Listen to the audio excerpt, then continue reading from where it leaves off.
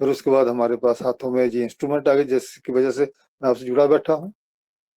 इसमें कैमरा आ गया, कोई भी डॉक्यूमेंट क्लिक करो। जो मेरे को डॉक्यूमेंट मिलने में 6-8 महीने लगते थे, 10 महीने लगते थे, साल लग जाता था, नहीं पता लगता था, विद इन सेकेंड्स मेरे पास रिपोर्ट अवेलेबल हो जाती है।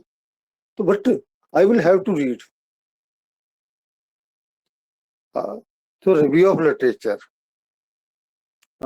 यहाँ पे जब हमने सेशन प्लान कर रहे थे मैंने कुछ चीजें कटवाई थी, मैंने कहा उसको मैं बाद में अलग से देखूंगा, लेकिन सबसे पहले रिव्यू ऑफ लिटरेचर आएगा। रिसर्च प्रोसेस की बुनियाद कहाँ से है? रिव्यू ऑफ लिटरेचर से। चाहे स्टेप्स में जब लिखने लगेंगे तो अभी स्टेप्स में वो 2 नंबर पे चला जाएगा, हो सकता 3 नंबर पे चला जाए। और रिव्यू ऑफ लिटरेचर लिखते वक्त फिर आगे वही बात, रेफरेंसिंग। हम सोशल साइंस में specially educational psychology, we are governed by AP style. जब हम एपी स्टाइल कर रहे हैं, I will not go into that detail कि एपी स्टाइल में कैसे लिखना है। वो उस पेपर के सेशन में भी शायद मैं देखूंगा कि मैंने बोला कि वो हम जिस समझते हैं कि आप जब मेथोडोलॉजी का कोर्स वर्क किया है आपको वो आ गई है स्किल, नहीं है ये लर्न करो, जो नहीं आएगा वो लर्न करना पड़ेगा। एपी का लेटेस्ट हम 7.0 बोल रहे हैं, पहले 6.5 का देख लो, 6 वाला देख लो, एपी स्टाइल की फॉर्मेट ही देख लो, कोई भी है। उसके बाद उसमें माइनर चेंजेस हैं, इम्प्रूवमेंट्स हैं। 7 और 6.5 में कुछ अंतर है, उनसे मैं एग्री करूँ ना करूँ, but I will have to follow that pattern. जब हम पेपर पब्लिकेशन की बात करेंगे लेटेस्ट स्टेज में, तो उसमें फिर वो बात आ जाएगी कि मैंने किस जर्नल को भेजना, उस जर्नल का एक स्टाइल होएगा, और हमारे जर्नल का स्टाइल जो रेफरेंसिंग में mostly it is AP style. उनकी गाइडलाइन में लिखा होता कि आपने करना। अब 7.0 पे आ गए, 6.5 चल रहा था, फिर 6 पे आ गया, वो इम्प्रोवाइज वर्सन है। तो अगर आपने 7.0 को भी सीखना है तो आपको पहले एपी स्टाइल का पता होना चाहिए कि एपी स्टाइल का मोटे रूप में कैसे लिखते हैं। और आपको हर स्कॉलर को रिसर्च के, अगर उसने अपनी फाउंडेशन को स्ट्रॉन्ग करना है, सबसे पहले उसको रेफरेंस लिखना आना चाहिए। और मैं अपने निजी तजर्बे से अपने दोस्तों मित्रों को, जो मेरे कोलीग्स हैं जो रिसर्च प्रोसेस में एंगेज्ड हैं, गाइड कर रहे हैं, स्टूडेंट के पीडी थीसिस के एंड तक, लास्ट पॉइंट तक हम बिब्लियोग्राफी को ही करेक्ट करते रह जाते हैं, जो स्कॉलर का पहला स्टेप है। अभी टेक्नोलॉजी में आप लोगों में से काफी लोग होंगे जिन्होंने टेक्नोलॉजी का सहारा लिया होगा या ले रहे होंगे। उसमें आप कहते हैं कोई पैकेज भी आ गया, ऐसा सॉफ्टवेयर आ गया कि उसमें कोई रेफरेंस दे दो, वो आपको उसमें डाल बना के दे देगा। ठीक है, बनवाओ। आपने एनालिसिस ऑफ वेरिएंस या आपने कोरिलेशन या आपने टी टेस्ट या आपने कोई भी एनालिसिस कराना मशीन से करवाओ, लेकिन आपको हाथ से करना आना चाहिए। जैसे एक अच्छी गृहिणी या अच्छा कुक खाना बनाना जानता है, वो यूट्यूब से बहुत कुछ देखता है, वो की किताबों से देखता है, जो कुकरी की बुक्स हैं। ठीक है, खाना बनाने बैठेगा तो वहाँ कुकरी वो उसका जो यूट्यूब पे बोला गया है या उसको जो कुकरी किताब में कहा गया है, उससे उसकी से उससे उसको कुछ बातों को पता लग जाएगा। लेकिन जब खाना बनाने बैठेगा तो उसको खाना बनाना उसकी हाथ की कला है, उसकी समझदारी, अपनी इंटेलिजेंस है, अपने उसके एस्टिमेट्स है कि मैंने मसाला इंग्रेडिएंट्स कितना कितना डालना है, कौन सी चीज कब डालनी है, स्टीम कितनी देनी है, कुकर में बनाना है, अगर मैंने उसे बिना कुकर के बनाना, स्टीम में बनाना, तो मैंने कैसे बनाना है। तो वो स्किल उसको लर्न करनी पड़ेगी। रिसर्चर चाहे सारा थीसिस का काम मशीन से करवा ले, लेकिन उसको पता होना चाहिए। जब हमारा समय था रिसर्चर का, आप लोगों को मैं शेयर कर रहा हूँ, हमारे पास हमारा गाइड था, हम खुद थे, एक लाइब्रेरी थी, एक दोस्त थे, फेलो कोलीग्स, हाथ में कलम होती थी, रेफरेंस कार्ड होते थे, जिनको अब आपको पता नहीं लगा रेफरेंस कार्ड क्या होते हैं, मैं दिखाऊंगा। मैं इनको टीम को कॉपी भेजूंगा रेफरेंस कार्ड की, जिसपे हम लिखते थे।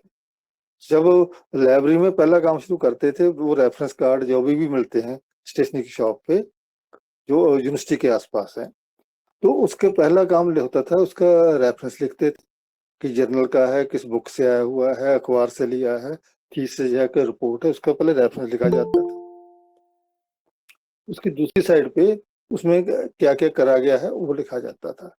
तो essential step for a researcher to begin with research is writing of review of literature। तो राइटिंग और रिव्यू ऑफ लिटरेचर से सबसे पहले का स्टेप है उसका रेफरेंस लिखना, और 4 रेफरेंस हर स्कॉलर को लिखने आने चाहिए, कम से कम 4। कौन कौन से? थीसिस का या डाइजेशन का, जो अनपब्लिश डॉक्यूमेंट है, लाइब्रेरी में पड़ा हुआ है या शोध गंगा पे मिल रहा है। दूसरा बुक का, और बुक में 2 प्रकार के हो गए, एक बुक किसी की लिखी हुई ऑथरशिप किसी ने करी है, एक एडिट करी हुई बुक है। एडिटेड बुक में से किसी के पेपर को कैसे कोट करना है, और एडिटेड बुक को कैसे कोट करना है, और ऑथर्ड बुक को कैसे कोट करना है, एक ऑथर को 2 ऑथर को कैसे कोट करना है, 3 ऑथर को कैसे कोट करना है, 4 ऑथर को कैसे कोट करना है। एपी स्टाइल के मार्गदर्शन में ये काम किया जाता है। This is to be learn, this is to be remembered. तो फिर रिव्यू ऑफ लिटरेचर में क्या करना है, हमें इस बात को अब क्या करना है, इसको मैं 1 मिनट रोक के एक बात कहना चाहूंगा।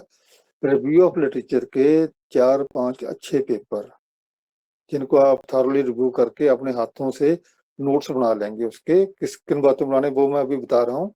वो रेफरेंसेस को अगर आप प्रॉपरली उस आर्टिकल को या पेपर को पूरा पढ़ के नोट्स बना लेंगे, जैसे मैं अपनी ग्रेजुएशन में या पोस्ट ग्रेजुएशन बनाते थे नोट्स बना लेंगे, तो उनको बनाने के समय जो जो शब्द उसमें आ रहे होंगे उसको अंडरलाइन कर लेंगे। वो रिसर्च पेपर आपके थीसिस कंप्लीशन पे आपके फिर काम आएगा, जब आप डिस्कशन ऑफ रिजल्ट्स कर रहे होंगे, और जब आप सजेशन फॉर फर्दर रिसर्च लिख रहे होंगे, या आप कुछ बातें इम्प्लीकेशन के लिए बता रहे होंगे, या लिमिटेशन की बात कर रहे होंगे।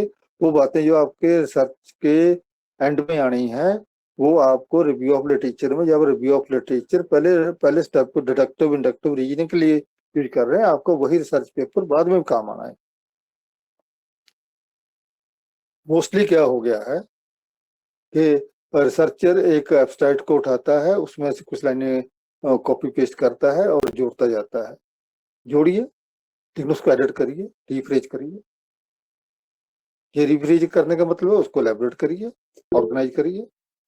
ये ऑर्गेनाइज करना और रिफ्रेश करना और एलैबोरेट करना, ये लर्निंग स्ट्रेटजीज है। अगर आपने इनको पढ़ना होगा, इन लर्निंग स्ट्रेटजी को, 3 बातें कही, एलैबोरेशन का है, सेकेंडली का है ऑर्गेनाइज करने का है, रिफ्रेश करने का है। रिफ्रेश में क्रिटिकल थिंकिंग आ जाती है। ये तीनों लर्निंग स्ट्रेटजीज पिंटरेस्ट ने आपने कई लोगों ने यूज किया होगा, हमने साइकोलॉजी में और एजुकेशन में बहुत लोगों ने पिंटरेस्ट के उस स्केल को यूज किया है।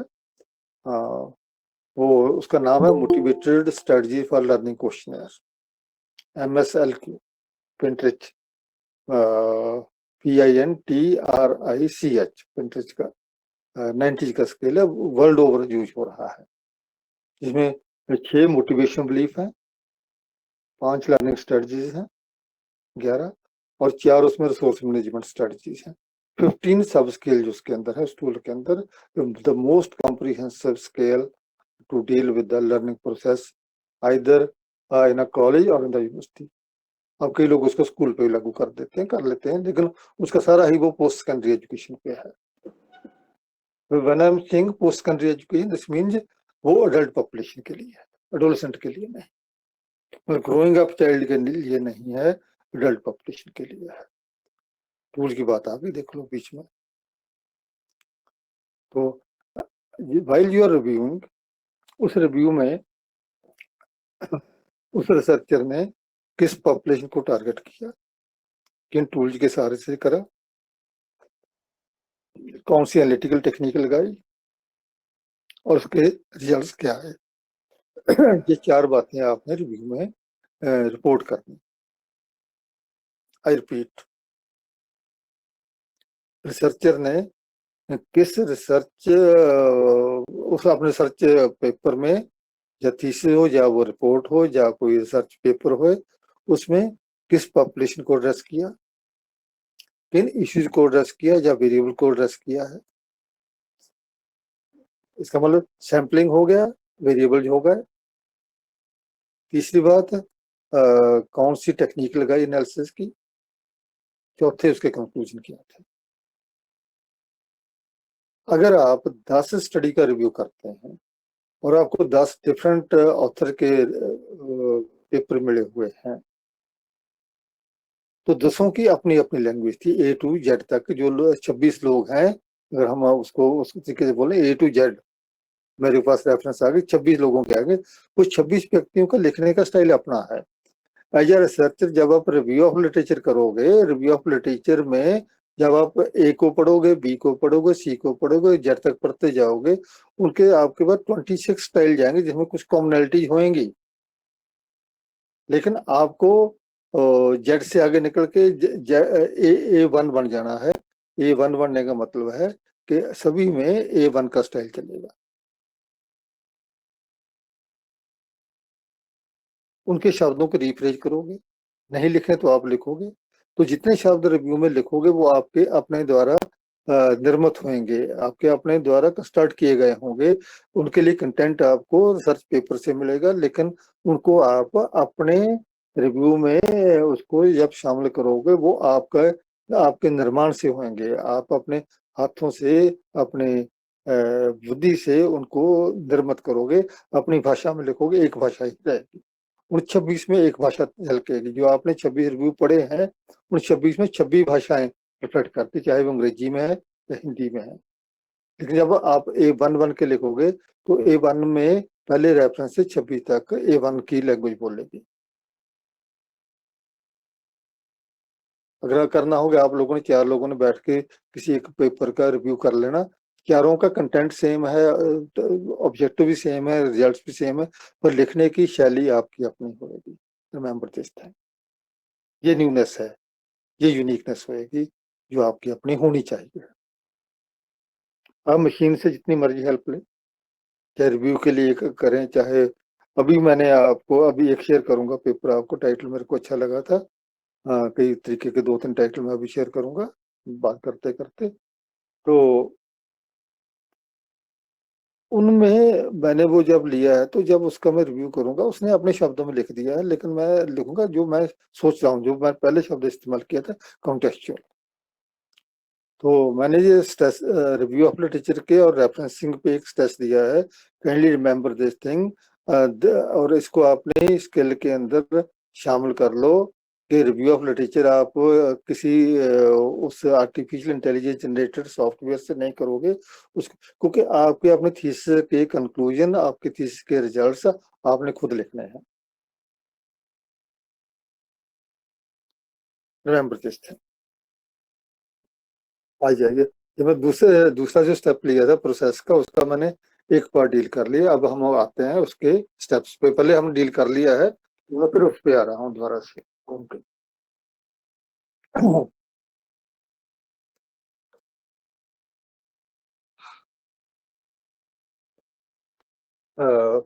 जब मैंने कहा था स्टेप्स इन रिसर्च, जब कहा था साइंटिफिक मेथड,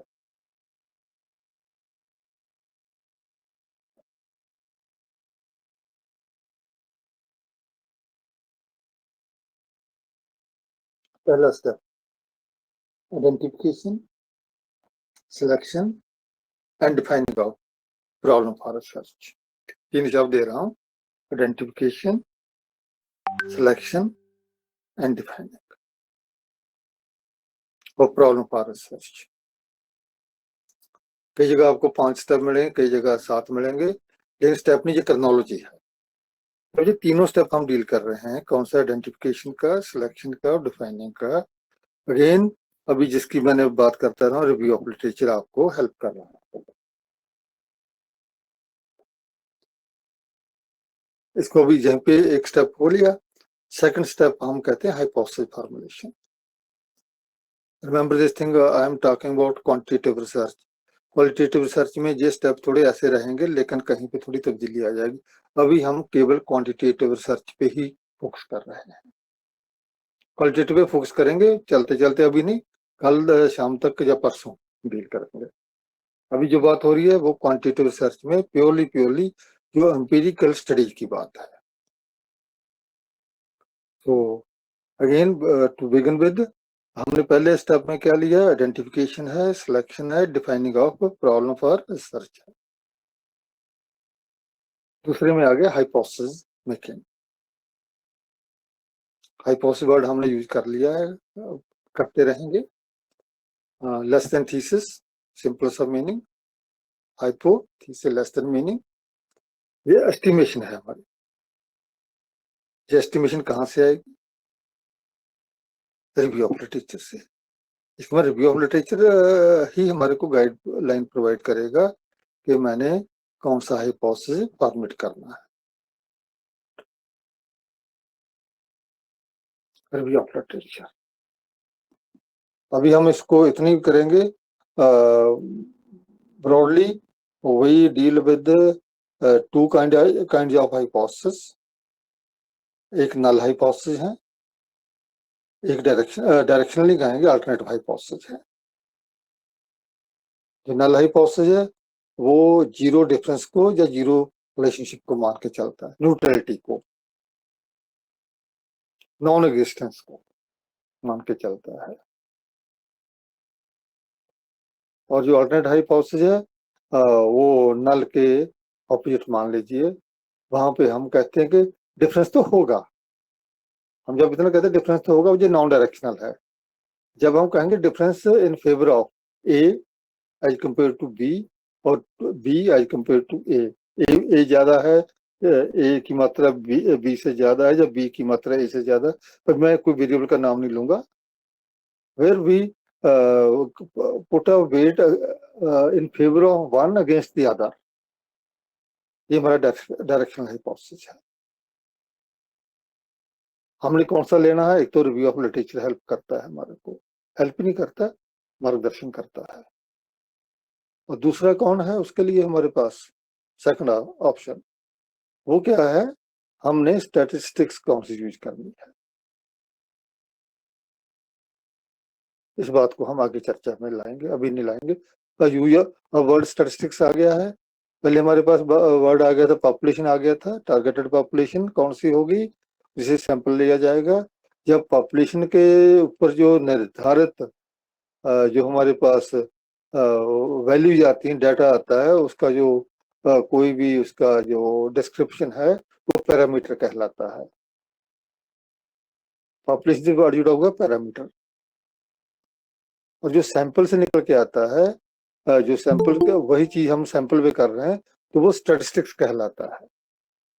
और जो हमने with the help of statistics जो भी इन्फर करने जा रहे हैं, उसको हम एस्टिमेशन में लेके जाते हैं टू द अननोन पॉपुलेशन, जहाँ से सैंपल आया था, इन्फ्रेंस के लिए। तो वो जो स्टैटिस्टिक्स का प्रयोग है वो अपने आप में कई बार हाइपोथेसिस की डायरेक्शन को देता है। अभी उसके चर्चा नहीं करेंगे, जिसमें आपका टू टेल टेस्टिंग की बात, वन टेल टेस्टिंग की बात आ जाती है। उसका अभी चर्चा नहीं करेंगे क्योंकि प्रोबेबिलिटी के क्वेश्चन है, वो पूरा न्यूमेरिकल पार्ट है। अभी हमारे पास है सेकंड स्टेप क्या आ गया है? Hypothesis making may be directional, may be alternative. Alternative non directional भी हो सकते हैं, डायरेक्शनल भी हो सकते हैं, एस्टिमेटेड है। हाँ, हाइपोथेसिस लिखते वक्त ध्यान रखिए, बहुत बड़ी गलती कर रहे हैं हमारे स्कॉलर्स। हाइपोथेसिस हमेशा ही विल बी में आएगा, देयर विल बी, और उसमें साथ में एक वर्ड होगा सिग्निफिकेंट। सिंपल सी एग्जांपल दे रहा हूँ, बहुत सिंपल एग्जांपल है। एकेडमिक अचीवमेंट जो हमारी प्राप्ति है, अकादमिक प्राप्ति है, और intelligence, there will be a significant and positive relationship of intelligence with academic achievement of school students. अब आप इंटेलिजेंस का और अचीवमेंट का रिलेशनशिप में पॉजिटिव रिलेशनशिप यूज कर रहे हैं, क्योंकि लॉजिक कहता है, कॉमन सेंस कहती है। लिटरेचर हमारे पास अवेयरनेस ऑफ लिटरेचर इसमें अवेलेबल रहा हुआ है, लोग अभी भी कर रहे हैं इस पे काम। उनकी फॉर्मेट्स बदल जाती हैं, डिजाइन बदल जाते हैं। इंटेलिजेंस का और अचीवमेंट का रिलेशनशिप पॉजिटिव है, सिग्निफिकेंट है, ये स्टैब्लिश हो चुका है। Still we do it, but not in a single study, but in combination of different variables. that how intelligence moderates the role of other variables, or how other variables influence the achievement of the students, which is mainly determined by intelligence. जब हम इन सवालों का जवाब ढूंढते हैं कि और कौन से ऐसे फैक्टर्स हैं जो अचीवमेंट को निश्चित करते हैं, इंटेलिजेंस तो करता ही है, सवालों के जवाब ढूंढते हैं, पर वहां से इंटेलिजेंस को निकाल देंगे तो जहां हम इंटेलिजेंस को निकाल के जब बात करने लग जाते हैं तो हमारी जो statistical rigour of the analysis है वो वीक पड़ जाती है। इस बात की चर्चा फिर कभी 36 के सेशन में होगा। तो हमने 2 स्टेप्स पे आ गए हैं, मैं रिपीट करता हूँ, तीसरे पे आऊंगा। पहला स्टेप क्या है, हमने यूज किया वर्ड आइडेंटिफिकेशन। इस पे आपके क्वेश्चन भी आएंगे और इस पे आपका कोई मशवरा भी हो सकता है। उसके मैंने अभी एग्जांपल नहीं दिया, एग्जांपल मैं अभी दूंगा, 5 स्टेप पूरे कर लो, हम एग्जांपल पे आ जाएंगे। तो identification, selection and defining of problem for research. Research problem नहीं है, प्रॉब्लम फॉर रिसर्च। जब टाइटल में आ जाएगा वो रिसर्च प्रॉब्लम कहलाएगा। टाइटल नहीं हम कर लेंगे, टाइटल की बात नहीं करेंगे। हमने क्या कहा, once again I am repeating time and again, identification, selection and defining of problem for research. दूसरा स्टेप क्या कहा हमने, हाइपोथेसिस, और हाइपोथेसिस के ब्रैकेट में नीचे रख सकते हैं रिव्यू ऑफ लिटरेचर से। इसके बिना हाइपोथेसिस फॉर्मुलेशन नहीं हो सकता। हाँ हो सकता है, जो महाज्ञानी हो, ब्रह्म ज्ञानी हो, परमात्मा हो, हम तो नहीं, हम तो दुनियावी आदमी हैं। दुनियावी आदमी तो पहले की एग्जिस्टिंग नॉलेज का सहारा लेके चलेंगे और चलेंगे। आपके सिलेबस में साइकोलॉजी सिलेबस ए प्रायरी नॉलेज लिखा गया है, ए प्रायरी नॉलेज पहले से एग्जिस्ट कर रही है। एक्सपेरिमेंटल रिसर्च पोस्टेरियरी नॉलेज कहलाता है। तो हम पहले ए प्रायरी नॉलेज से चल रहे हैं, deductive inductive, remember this thing. Step number 3, इस हाइपोथेसिस को टेस्ट करने के लिए, remember hypothesis tested, not proved और डिसप्रूव्ड, वो वर्ड बाद में आते हैं। हाइपोथेसिस प्रूव हुआ है या डिसप्रूव हुआ, एक्सेप्ट हुआ या रिजेक्ट हुआ, उसके बहुत लोगों के कई प्रकार के मत हैं। एक्सेप्टेड कहना है, रिजेक्टेड कहना है। एक्सेप्टेड के ऑपोजिट वो कहते हैं रिजेक्ट वर्ड हार्ड है, नॉट एक्सेप्टेड कह दो। फिर कहते नहीं, रिजेक्ट करा करो हाइपोथेसिस को, अगर हाइपोथेसिस रिजेक्ट नहीं होता तो नॉट रिजेक्टेड लिखो। तो ऐसी डिबेट्स एकेडमिक कम्युनिटी में है, लेकिन बाई एंड लार्ज हम को 2 ग्रुपों में डिवाइड कर देते हैं। हाइपोथेसिस को यूजुअली हम एक्सेप्ट करते हैं या उसको रिजेक्ट करते हैं, अप्रूव करते हैं या डिसअप्रूव करते हैं, at some level of significance, that is important, at some level of significance. और हम साइकोलॉजी में, एजुकेशन में या सोशियोलॉजी में या इकोनॉमिक्स में, जहाँ पे डेटाबेसेस को हम एनालिसिस में लेके जाते हैं, वहां पे हम 2 लेवल की बात करते हैं, 0.05 एंड 0.01।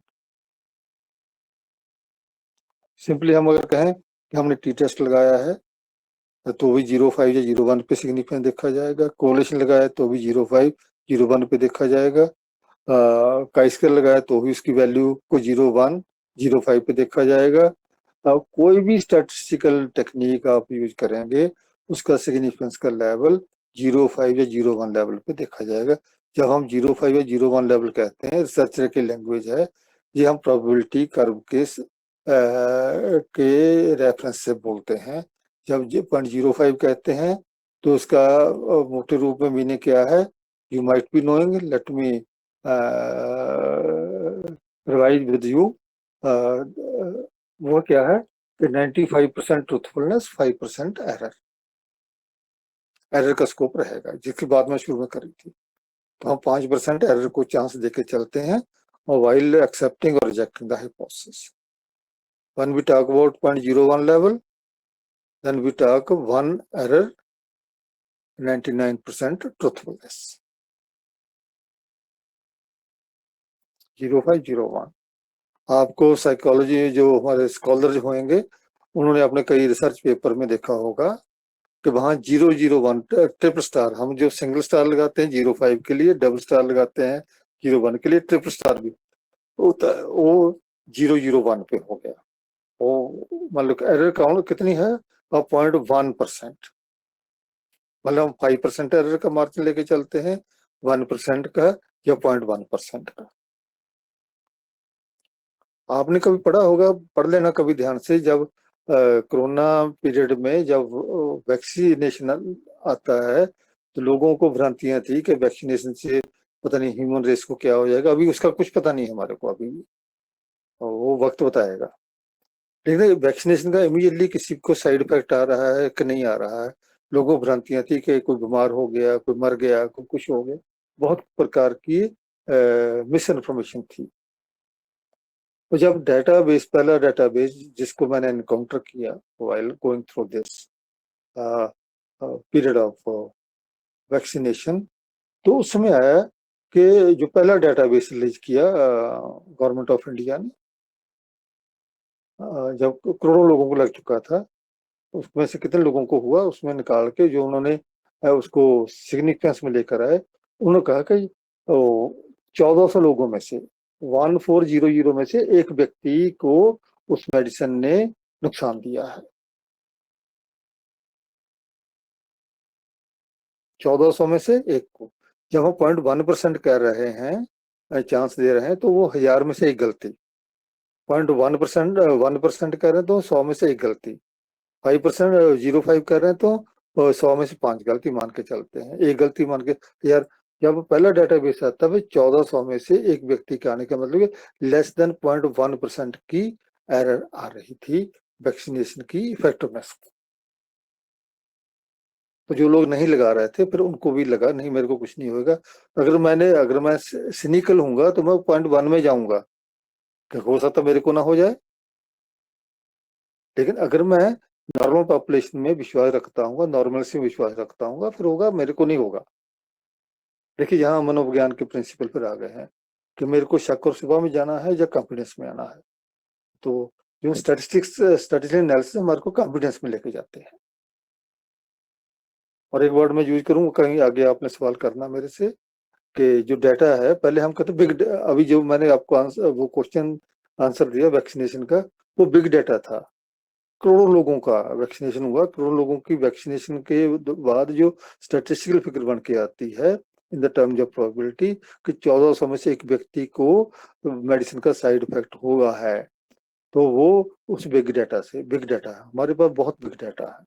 उन बिग डाटा को हम नेल्स में लेके आते हैं, एजुकेशन वाले लेके आते हैं, इकोनॉमिक्स वाले तो लेके ही आते हैं, कॉमर्स वाले भी लेके आते हैं। तो बिग डाटा भी आ रहा है जिसको मैक्रो डाटा बोलते हैं। और मैक्रो डाटा की अपनी इंपॉर्टेंस है, माइक्रो डाटा की अपनी इंपॉर्टेंस है। सो अवर वर्स रिमेंबर दिस थिंग, हमारे रिसर्च की स्टडी जो हमने 200 या 300 सैंपल साइज का, मैं वैसे बोल रहा हूँ 200-300 पे काम करे होते हैं या 400 पे काम करे होते हैं, ये 1000 पे करा होता है, 2000 पे करा होता है। ये माइक्रो डाटाबेस है, सैंपल है ना, तो माइक्रो डाटाबेस है। और जो गवर्नमेंट ऑफ इंडिया के या रिसर्च इंस्टीट्यूशन के प्रोजेक्ट होते हैं तो उनमें डाटा कितना है, 1 लाख का है, 1,50,000 का है, बड़ी फिगर में, राउंड फिगर में बात कर रहा हूँ मैं। तो उसके अंदर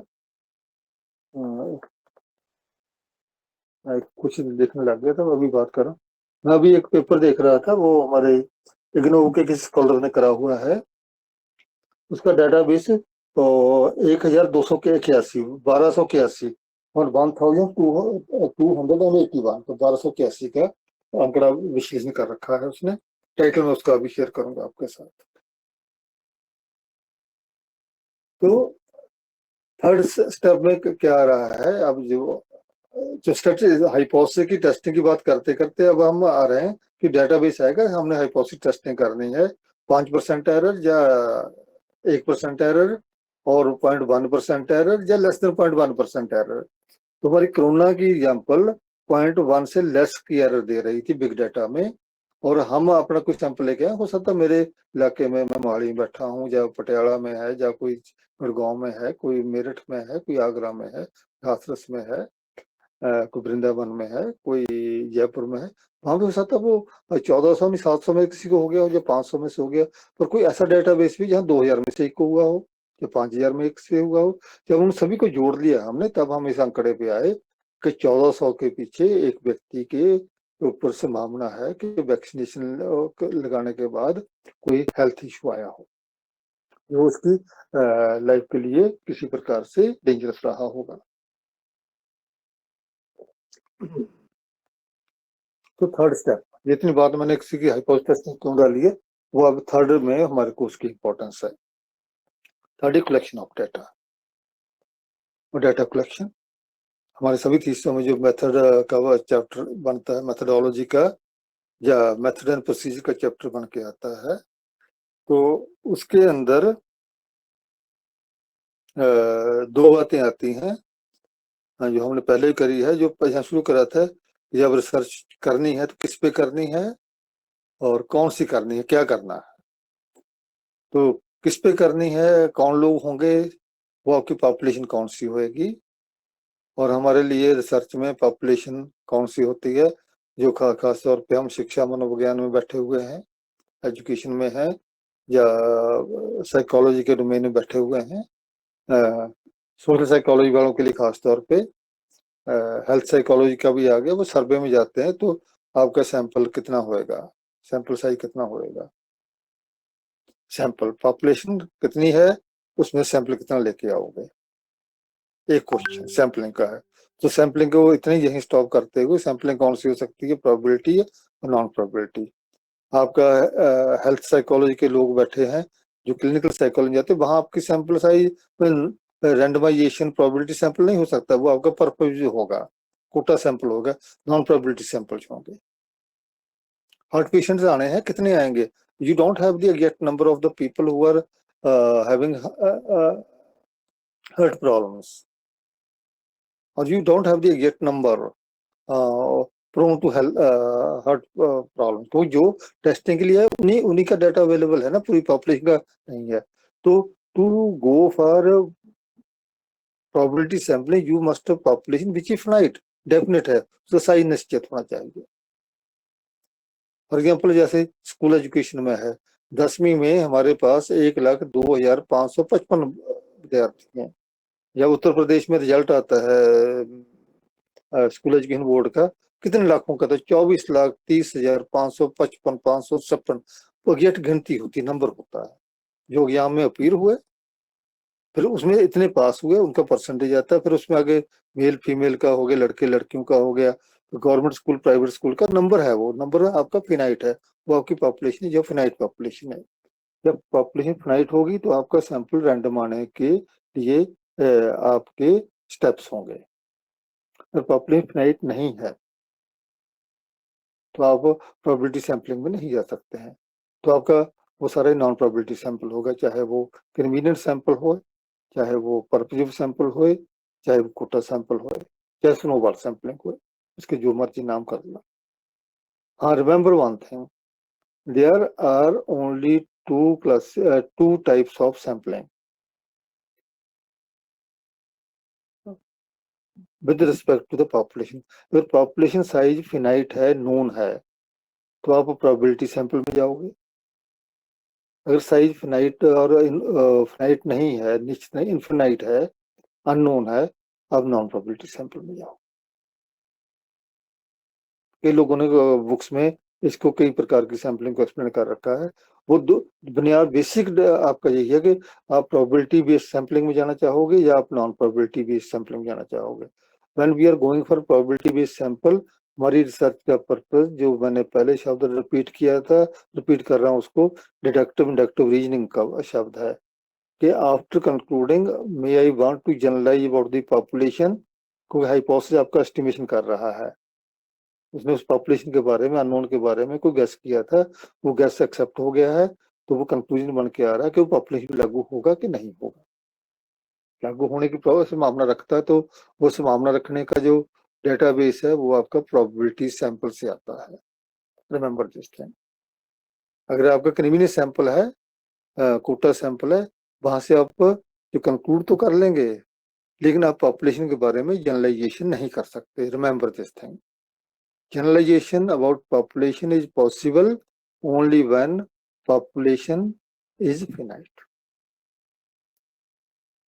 हेल्थ साइकोलॉजी में, क्लिनिकल साइकोलॉजी में जो स्टडीज हो रही हैं, वहां से हम जनरलाइजेशन नहीं करते हैं, क्योंकि वो अस्पताल में या किसी इंस्टीट्यूशन में, चाहे वो है कोई किसी प्रकार का मेंटल हेल्थ का इंस्टीट्यूशन है, चाहे वो किसी सरकारी अस्पताल का है, प्राइवेट अस्पताल का, वहां पे जो लोग आ रहे हैं वो रिपोर्टेड केसेस हैं। वो वो पॉपुलेशन से रैंडमली नहीं आ रहे हैं। वो बीमार हो गया तो उसकी चॉइस है वो उसने किस अस्पताल में जाना है। और बहुत से लोग हैं जो रिपोर्टेड नहीं है। जो अनरिपोर्टेड केस हैं वो भी पॉपुलेशन हिस्सा है, जो हार्ट प्रॉब्लम से ग्रस्त है या डायबिटीज से ग्रस्त है। जो जितने हमारे पास हेल्थ रिलेटेड इश्यूज पे डाटा बेस आ रहा है, वो ज्यादातर नॉन प्रोबेबिलिटी सैंपल से आया हुआ है, except in case of some study conducted by national family health survey. बहुत बिग डेटाबेस है नेशनल फैमिली हेल्थ सर्वे का, जो हाउस होल्ड सर्वे, जैसे हमारे सेंसस ऑफ इंडिया की रिपोर्ट्स हैं। अदरवाइज हेल्थ सर्वे कोई और ऐसा नहीं है जो हमारे को कंप्लीट पॉपुलेशन की पिक्चर देता हो।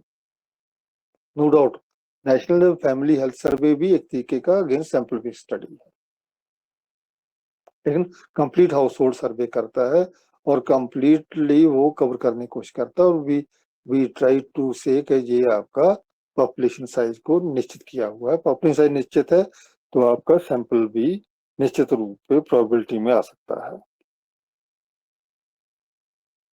तो सैंपलिंग की बात हो गई कि किस पे काम करना है। पॉपुलेशन है, उसमें सैंपल है। सिंपल से एग्जांपल, कॉलेज स्टूडेंट्स हैं।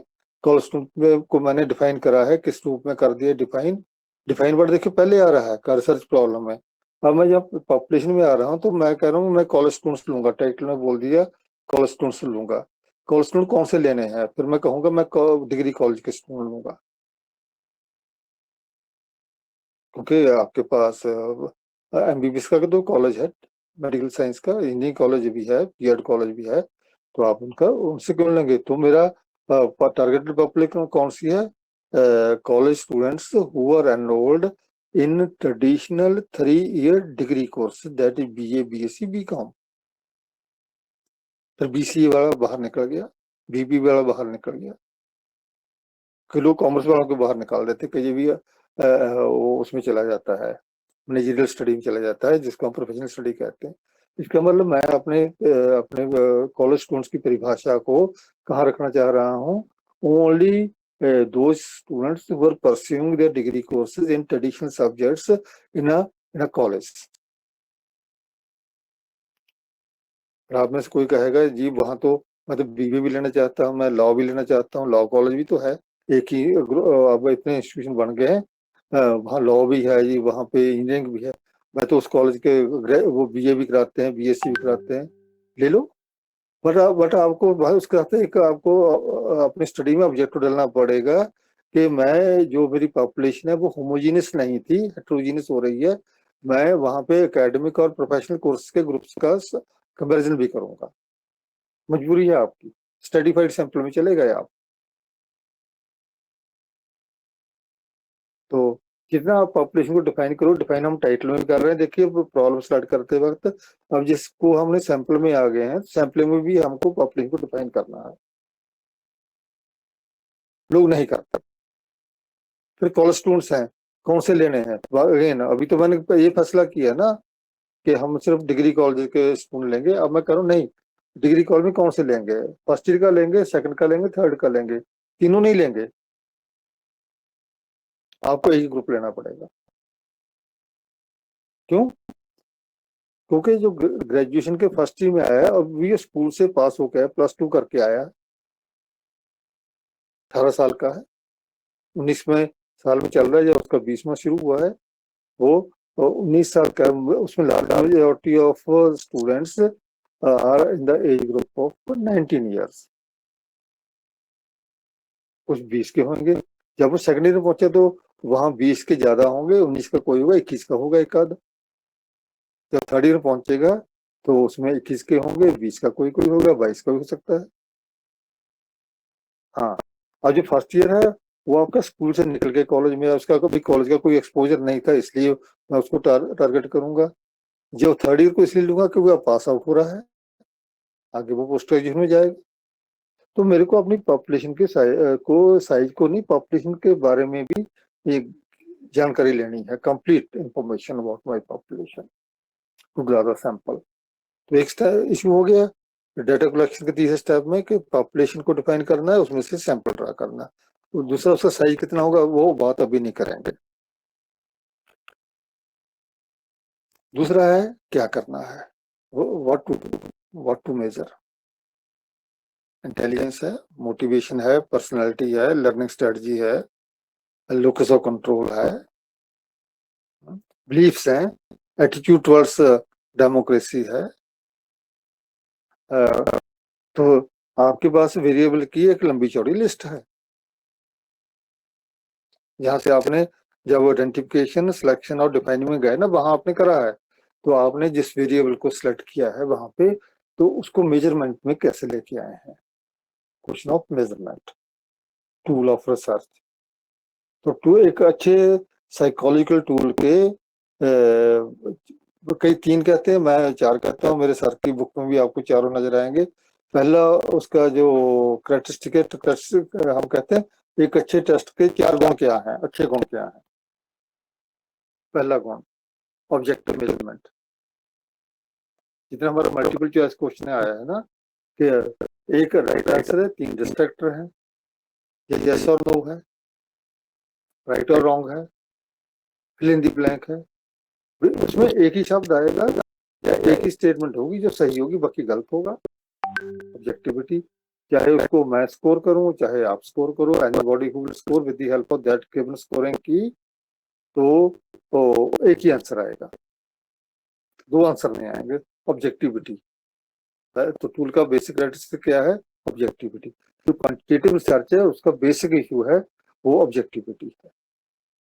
जो हमारे मनोविज्ञान के विद्यार्थी हैं, शोधकर्ता हैं, वो जब पर्सनालिटी असेसमेंट में जाते हैं तो हमारे पास आ जाता है इश्यू की पर्सनालिटी असेसमेंट में कौन सा टूल लेंगे। हम कहते हैं एक ऑब्जेक्टिव मेजर है, एक प्रोजेक्टिव मेजर है, एक सब्जेक्टिव मेजर है। सब्जेक्टिव मेजर तो लेंगे नहीं, अगर लेंगे तो वो क्वालिटेटिव रिसर्च में चला जाएगा। प्रोजेक्टिव मेजर में आपका रोशा आ गया है या टीएटी आ गया है, तो उसकी स्कोरिंग कैसे करनी है। चाहे रोशा के ऊपर बहुत लोगों ने कई प्रकार के मॉड्यूल बना रखे हैं स्कोरिंग के, कि ये रिस्पॉन्स होगी तो उसको जहां लेके जाना, इन रिस्पॉन्स को जोड़ेंगे तो डिफरेंट कम्बिनेशन में सैकड़ों बुक्स हैं जो रोशा के ऊपर जो रिस्पॉन्स पैटर्न जाते हैं किसी व्यक्ति के, किसी भी एज ग्रुप के, तो उनके जो उन्होंने एनालिसिस के ऊपर पर्सनालिटी असेसमेंट को कैसे करना है। अभी भी रोशा के ऊपर जो काम हो रहा है, रोशा को हम बहुत ही सीमित रूप में यूज कर पा रहे हैं, जो लोग उन्होंने यूज भी किया है। तो बहुत से उसमें अनएक्सप्लेन्ड बिहेवियर पड़े होते हैं, लेकिन हम कुछ बातों पे रोशा की स्कोरिंग से जहाँ पे कॉमनैलिटी है और ऑब्जेक्टिविटी है, हम कुछ आंसर ढूंढ लेते हैं about the personality of the individual, जो हमारे को पेपर पेंसिल टेस्ट नहीं देते हैं। और same thing is true with regard to TAT, thematic apperception test. जो प्रोजेक्टेड फिगर है उससे जो मीनिंग बनाना है, तो उसके ऊपर भी हम वहां पे जो रिलायबिलिटी एस्टेब्लिश करते हैं, that is known as reliability का क्वेश्चन आ गया। देखो मैंने रिलायबिलिटी के वर्ड पहले नहीं आ रहा था, अभी आ गया। वो ऑब्जेक्टिव जुड़ा हुआ इंटरस्कोर रिलायबिलिटी, 2 व्यक्तियों को स्कोर करेंगे तो उनकी स्कोरिंग एक जैसी आनी चाहिए। तो एक गुण ऑब्जेक्टिविटी का, दूसरा है रिलायबिलिटी का, consistency of response. The tool must be reliable in itself. Reliability एक विदिन द टेस्ट है, इंटरनल कंसिस्टेंसी है, एक उसकी कंसिस्टेंसी ओवर टाइम और स्टेबिलिटी की बात है। Test reliability most commonly used, split of reliability mostly used, then we have Cronwick alpha, then we have omega coefficient, and in case of achievement testing or some cognitive testing, we make use of KR formulas, KR formula 20 and KR formula 21, Coder Richardson formula, reliability का part है। Basic purpose क्या है, test must be internally consistent और it must be stable over time. तो जितने भी tool जो research हम यूज करते हैं जब बनाते हैं, उसमें हम रिलायबिलिटी का इन 5 कोएफिशिएंट्स में 1 या 2 यूज करते हैं। आई रिपीट, स्प्लिट है, टेस्ट है, क्राउनबेक अल्फा है, क्या फार्मूला है, ओमेगा कोएफिशिएंट। इंटरस्कोर लायबिलिटी यहाँ आती है, यहाँ पे आपकी ऑब्जेक्टिव स्कोरिंग नहीं है, सब्जेक्टिविटी का एंगल है। टूल के दो गुण हो गए, ऑब्जेक्टिविटी और लायबिलिटी। थर्ड कैरेक्टरिस्टिक है टूल का, दैट इज वैलिडिटी, वैधता। सिंपल परिभाषा, a test is considered to be valid if it measures the same thing what it purports to measure। कहने का तात्पर्य क्या है कि जो टेस्ट जिस पर्पज से बनाया गया है अगर उसी को माप रहा है तो वो वैध है। फिर वो चाहे इंटेलिजेंस टेस्ट है, चाहे अचीवमेंट टेस्ट है, चाहे पर्सनालिटी असेसमेंट का टूल है, बिहेवियरल कंपोनेंट कोई भी टूल है, तो उसकी वैधता को हम करते हैं, उसके लिए फॉर्मुलेशन बनी हुई है। मोटे रूप में कंटेंट वैलिडिटी है, कंकरेंट वैलिडिटी, कंस्ट्रक्ट वैलिडिटी, उसको मेजरमेंट, उसको करने के स्टैटिस्टिकल फॉर्मुलेशन हमारे पास अवेलेबल है। Factor analysis is one of the techniques for establishing validity of the tool। तो तीन गुण हो गए, objectivity, reliability and validity. Fourth usability. तो उस टेस्ट को कहाँ कहाँ कितना लोगों ने करा हुआ है। मैंने अभी जिक्र किया था पिंटरेस्ट का वर्ल्ड ओवर यूज हो रहा है, कई लोगों ने उसको ऐसा यूज किया है, और तो उसकी 15 स्केल्स हैं, सब स्केल्स हैं। तो उसमें से जैसे मैंने बताया भी 6 मोटिवेशनल को मेजर करता है, 5 स्ट्रेटजीज हैं और 4 सोर्स मैनेजमेंट स्ट्रेटजीज हैं। तो उनको यूज जब करते वक्त वो टूल है 15 डिफरेंट स्कोर दे रहा है हमारे को, डिफरेंट वैल्यू दे रहा है और सिंगल सब्जेक्ट। तो 1991 बन के आता है और अभी तक चल रहा है, और उसको ऑल ओवर द वर्ल्ड लोगों यूज किया गया है, जो लिटरेचर में अवेलेबल है। जो जब हम टूल सेलेक्ट करते हैं तो प्रिंटिस के मुकाबले में दूसरा एक टूल है, वो गिव्स का है, अप्रोच टूल है। उसमें वो deep approach, surface approach, strategic approach की बात करता है। तो वो भी ऐसे ही हो रहा है। इंटेलिजेंस का एक टेस्ट है जो आप लोगों ने देखा होगा, standard progress analysis. Last century से क्या 70-75 साल पुराना हो चुका है, अभी तक वैसे ही हो रहा है। तो अगर पूरे वर्ल्ड ओवर हो रहा है ऐसा, इसका मतलब उसकी यूजेबिलिटी है। तो जिस टेस्ट की यूजेबिलिटी है तो वो क्या है आपका पास, आप उसको ले सकते हैं। अगर इनमें से आपकी यूजेबिलिटी पे क्वेश्चन मार्क है तो हम उस टूल को नई कंडीशन में वैलिडेट करते हैं, अडेप्ट करते हैं। जिन शब्दों का प्रयोग करते हैं, अडेप्टेड वर्जन है, ट्रांसलेटेड वर्जन है, अंग्रेजी में बना हुआ है, हिंदी में बन गया, पंजाबी में बना लिया, किसी अपने लैंग्वेज में इसको ट्रांसलेट कर लिया।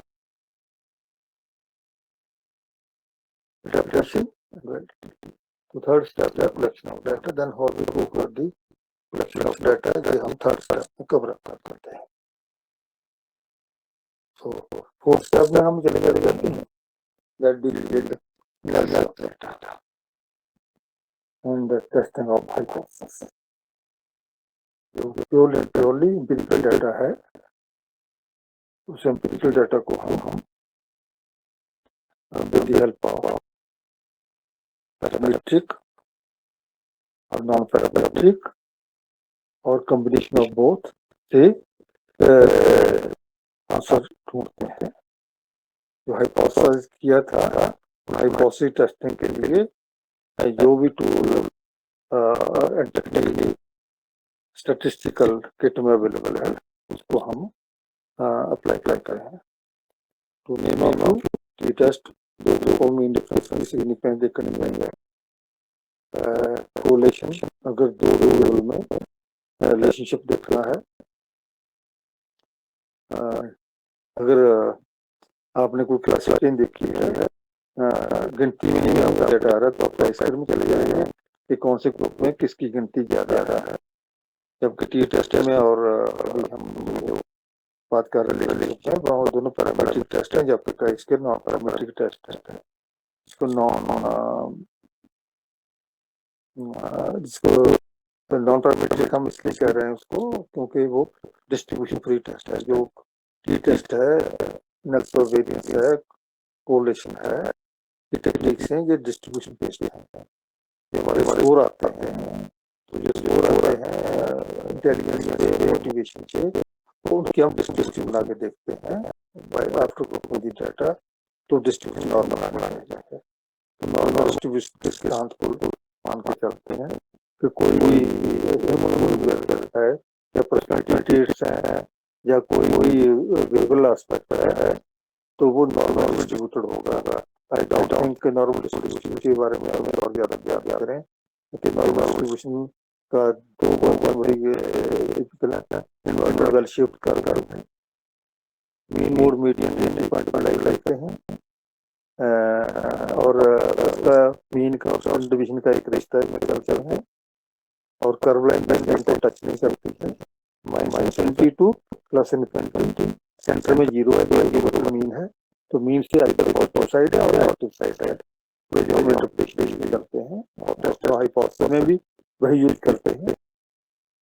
तो काइसर को प्रोबेबिलिटी के बेस पे चेक करते हैं, लेकिन काइसर कंपटीशन उस डेटा को देख रही है जो कंटिन्यूस नहीं है, जो डिस्ट्रीब्यूशन में नहीं आता है, उसमें गिनती आती है सब्जेक्ट्स की, जिसका सिंपल एग्जांपल आपके पास मैं दे रहा हूँ कि जब हम सेक्स रेशियो की बात करते हैं, नंबर ऑफ फीमेल मेल्स कितना है, तो सेक्स रेशियो रूरल एरिया में और है, अर्बन एरिया में और है। कैसे निकलती है?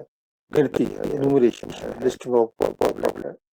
तो जब लोगों की गिनती को हम मेल फीमेल में एक तरफ से लेते हैं और रूरल दूसरे लेते हैं, तो rural male urban female 4 figure हमारे पास आ जाती हैं।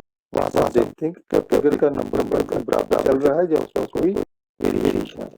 बट वी नो कि रूरल पॉपुलेशन ज़्यादा है, हमारा हिंदुस्तान ज़्यादा रूरल साइड में है, तो अराउंड थर्ड मानते हैं मुख्य रूप में कि 2/3 ऑफ रूरल। अपने रूरल में गिनती ज़्यादा होगी, तो गिनती ज़्यादा है, मेल फीमेल गिनती जब अपना रूरल में करेंगे तो क्या क्या तो कम ज़्यादा होंगे, तो वो रेशियो को देख के चलते हैं कि कौन सी रेशियो कहाँ पे ज़्यादा कम है। तो ज़्यादा कम तो होगी, तो आएंगे नहीं, बिल्कुल एक समान तो होगे नहीं, तो असमान आपको जो डिफरेंस है उसको टेस्ट करने के लिए का स्केल लगाया जाएगा। एक सिंपल सी एग्जांपल दी गई है कि अब मेल फीमेल का जो नंबर है वो रूरल एरिया में एक जैसे है, उसमें कोई फर्क है। तो जो हमारा सवाल पूछा गया है कहाँ पे, पहले स्टेप में कहाँ पे identification selection depending on the problem, वहाँ पे जो हमने क्वेश्चन खड़े करे उन क्वेश्चन को हमने ऑब्जेक्टिव में ले लिया है, हाइपोथेसिस में ले लिया है, उसकी टेस्टिंग के लिए अब हमारे पास स्टैटिस्टिक्स हो रही है जो टेस्ट में लेट्स ऑफ डाटा, जिसमें हमारा हाइपोथेसिस को एक्सेप्टेंस में या रिएक्शन का प्रयोग करना है और उस पर लिख लेंगे। अब वही जो हाइपोथेसिस है जो हमने फॉर्मेट किया था, जिसमें कीवर्ड विल बी और उधर था हमारे पास सिग्निफिकेंस, तो सिग्निफिकेंस के लिए हमने 0.01 लेवल की बात करी या 0.0 की बात करी, और इधर हमने जो पहला बात था वो किस तरह का विल बी का विल बी, तो वो विल बी हटकर इसमें चला जाएगा, नॉट में चला जाएगा। देखिए अब जो हाइपोथेसिस हमने बनाया था फिर वो एक्सेप्ट हो जाता है, उसको विल बी के आईएसएस में चला जाएगा, और अगर वो रिजेक्ट जाता तो इस नॉट में चला जाएगा, वो कम बना गया। सोर्सिंग सिंपल एनालिसिस हाइपोथेसिस अगर आप एक्सेप्ट हो गया वो कंक्लूजन है, रिजेक्ट हो गया तो उसका कंट्रोल देखना पड़ेगा, तो वही आपका कंक्लूजन है। अब कंक्लूजन नहीं पड़ेगा, आपका हाइपोथेसिस आपको शब्द दे रहा है कंक्लूजन लिखने के लिए, नए शब्द नहीं देंगे आप, तो इसलिए शब्द हमने पहले लिख दिए थे। हाइपोथेसिस से आपने अपने प्रॉब्लम को डिफाइन करके रखा था, प्रॉब्लम को डिफाइन करते हुए आपने डिफाइन किया था, तो अपनी डेफिनेशन बनाई करना, तो स्ट्रेटजी टेक्नोलॉजी की है, निश्चित है, तो हम तो उसको जोड़ रहे हैं, उससे हम सीख के शब्दों का प्रयोग किया है, उसके बेसिस से हम अब कंक्लूड किया गया है। तो हाइपोथेसिस ने विल बी वर्ड किया था, सब्सिक्वेंट वर्ड का प्रयोग करेंगे। अब यहाँ पे आ जाएगा देयर इज सिग्निफिकेंट रहेगा, तो अगर रिजेक्ट हो रहा है तो क्या है वो कंट्रोल होगा। बड़ी सिंपल एग्जांपल है, उसको ध्यान से सुनना। मैंने क्या दिया, there will be there will no significant difference in achievement of secondary school boys and girls। लड़के लड़कों की स्कूल में पढ़ रहे हैं, उनकी जो अकादमिक प्राप्ति है उसमें कोई फर्क नहीं है। सार्थक सिग्निफिकेंट वर्ड क्या मतलब है, सार्थक। ध्यान रखिए, मैम कई बार छोटे जाएगा, तो डिफरेंस है, सिग्निफिकेंट है। अगर आपका डाटा बेस आ गया है, उसमें लड़कियों काफी लड़कों से ज्यादा आ रही है और स्टैटिस्टिक्स में है, तो आप रिजेक्ट हो गया। रिजेक्ट हो गया, आप क्या कहेंगे, अमल करना significantly higher level of academic achievement than their secondary school boys। अगर दोनों फर्क देखा सिग्निफिकेंट नहीं आया था, हमने कहना था there is no significant differences in the achievement of boy and girls. जो हमने हाइपोथेसिस बनाया था वो उसको थोड़ा रिफ्रेश करके हमको कंक्लूजन में रहा। चौथा स्टेप में क्या आएगा, आपका एनालिसिस ऑफ डाटा है, टेस्टिंग ऑफ हाइपोथेसिस है और कंक्लूजन है। लास्टली इसके अंदर शब्द आ गया जनरलाइजेशन पॉसिबल। अभी हम पहले बात की जनरलाइजेशन हो सकती है कि नहीं होती। सैंपल आपका प्रोबेबिलिटी सैंपल आ रहा है तो आपकी जनरलाइजेशन होने की प्रोबेबिलिटी है। तो देखना अंडर कंडीशन, हमेशा कंडीशन में रहना है। तो ये जर्नी में है जो हम पहले से 5 स्टेप कर रहे हैं, कई 7 ले जाते हैं, लेकिन 5 स्टेप में करते हैं। I repeat once again, identification, selection and defining of the problem। मैं एक पेपर का रीड कर रहा हूँ, मैं आपसे अभी शेयर कर रहा हूँ, उस एग्जाम्पल आपसे करूँगा।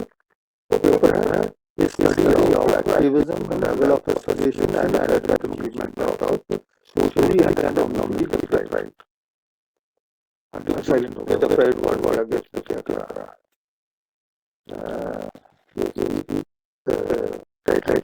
लिमिटेशन है, शब्द किया जाता नहीं लिखा।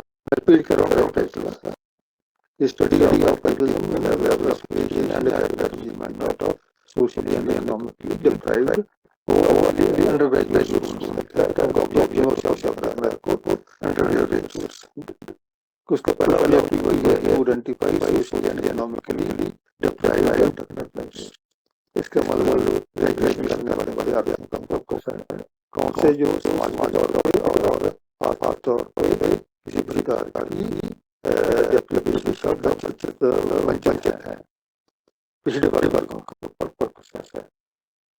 तो कौन से टॉपिक इसके पास जो स्टूडेंट कॉलेज में आ रहे हैं और उनका बैकग्राउंड कौन सा है, सोशल और इकोनॉमिक बैकग्राउंड है।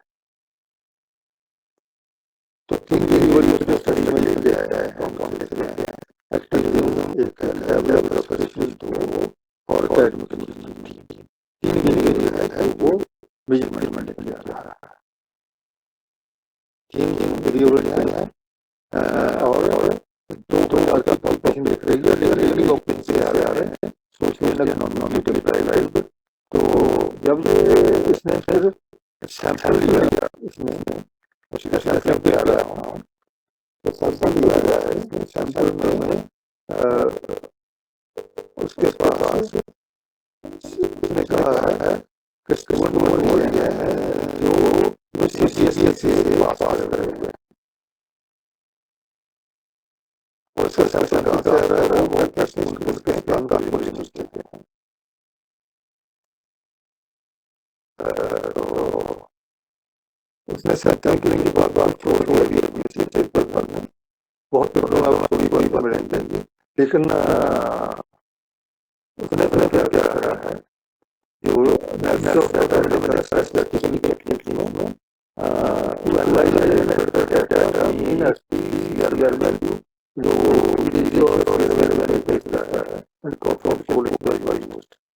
और स्टैटिस्टिकल टेक्निक से अब कुछ इसमें तो इसका जो साल और मैं बात कर रहा था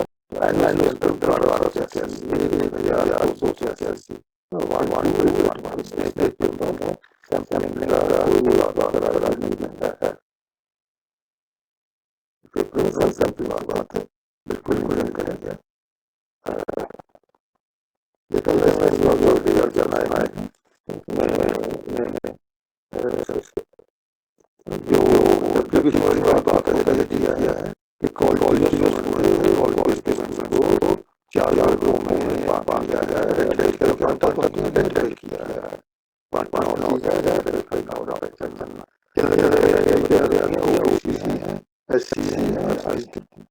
उसके साथ साथ है आउट ऑफ 452 कैटेगरी है, 357 ओबीसी है, 452 एससी है और एसटी कुछ है में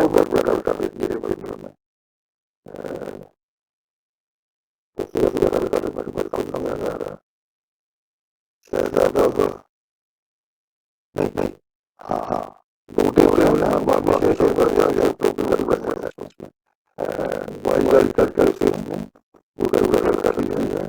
तो लेकिन क्या क्या इसको जितने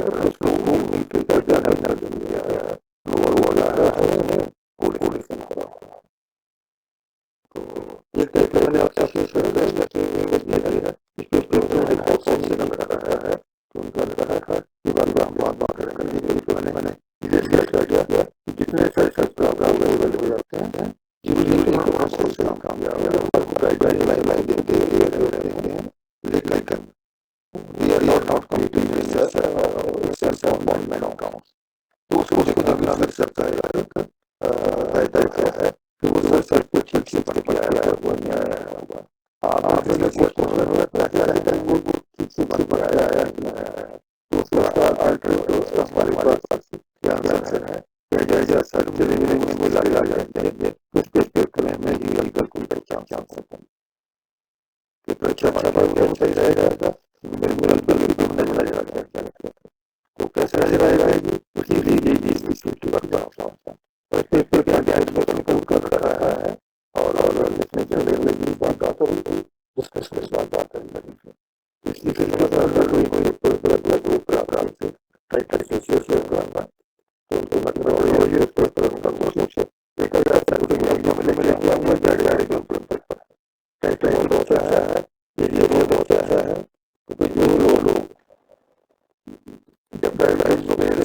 कर रहे हैं वो हमारे देश की पूरी आकाश में उसके अंदर इम्पोर्टेंट इंडिया है क्या इकोनॉमिकली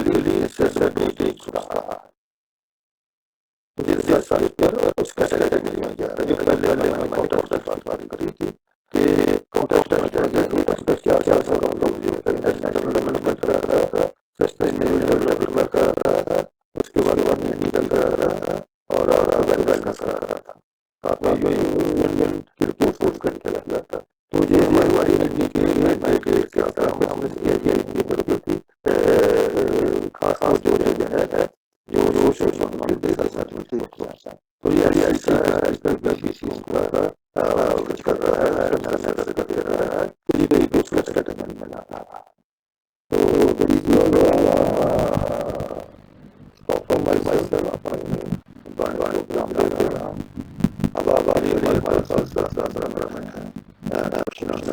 देखिए जाएंगे and I ready my mind to write down what you and that query you have. Sir, I have a question in chat box. The question is, what is mega coefficient reliability and on which type of scale can use this for computing reliability? We take it. Sure, sir. Sir, what is mega coefficient reliability and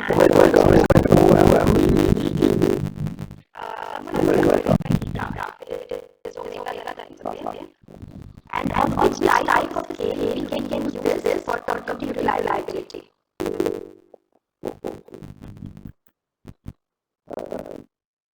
देखिए reliability हमारे पास जो condition में आपको मिल रही है examples state reliability 1 test reliability 2 पहले और हम देखते हैं बहुत में देखते हैं पहले हमारा reliability क्योंकि टेस्ट नहीं कर पाते हैं तो then KR formulation consideration formulation क्या लगती है I test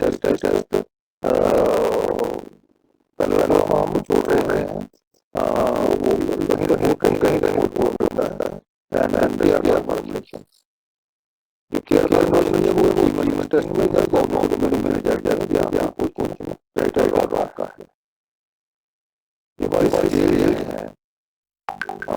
बस की वाईफाई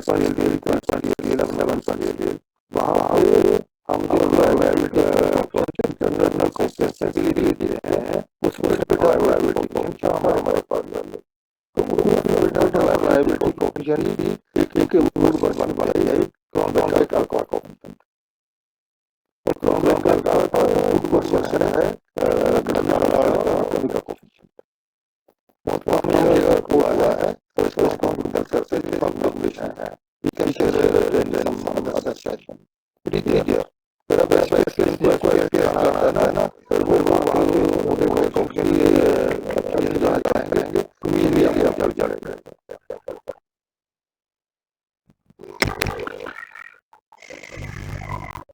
प्लीज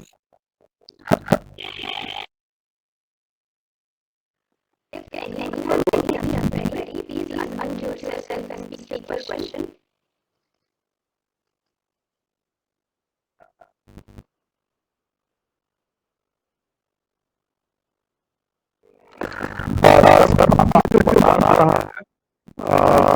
मैथोलॉजी और इससे रिलेटेड है ये तो स्पेसिफिक साइकोलॉजी के लिए है या और सब्जेक्ट जो डाटा एनालिसिस से रिलेटेड है तो सब के लिए ये उपयोगी है ऑल क्लिनिकल स्टडीज क्योंकि क्या था मैंने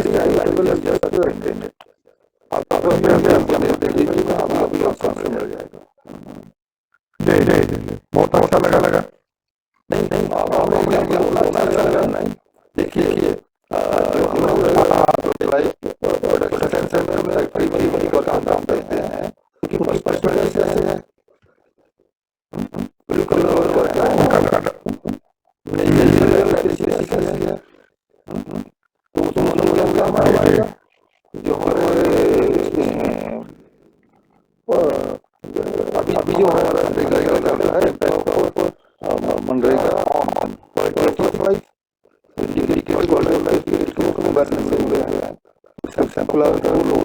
अभी जो हमारा मनरेगा आगे ना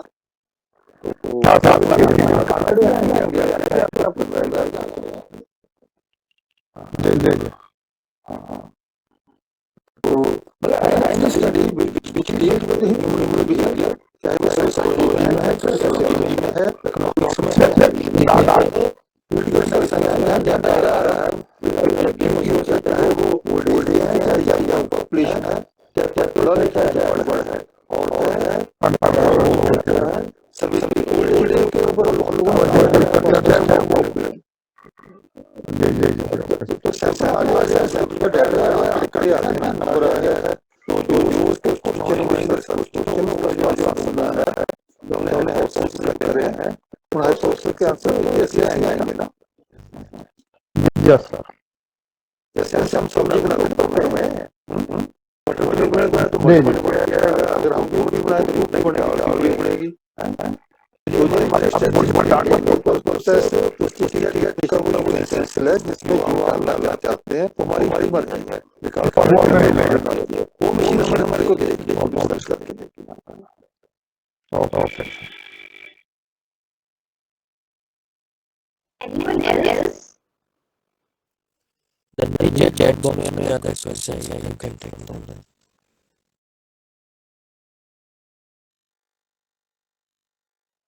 Okay, sir, there is a question.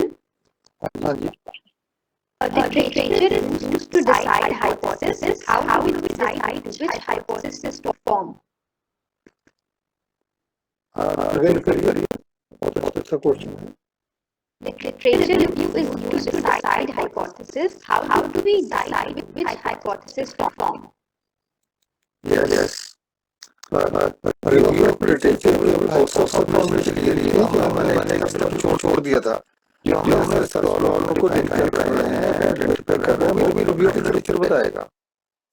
और हाइपोथेसिस की अगर आपका रिव्यू ऑफ लिटरेचर आपको डायरेक्शन दे रहा है कि इस चीज का वो पेपर पे आ सकता है, आया हुआ है, तो हम आया उसको उसके हाइपोथेसिस में लेके आएंगे, डायरेक्शन में लेके आएंगे।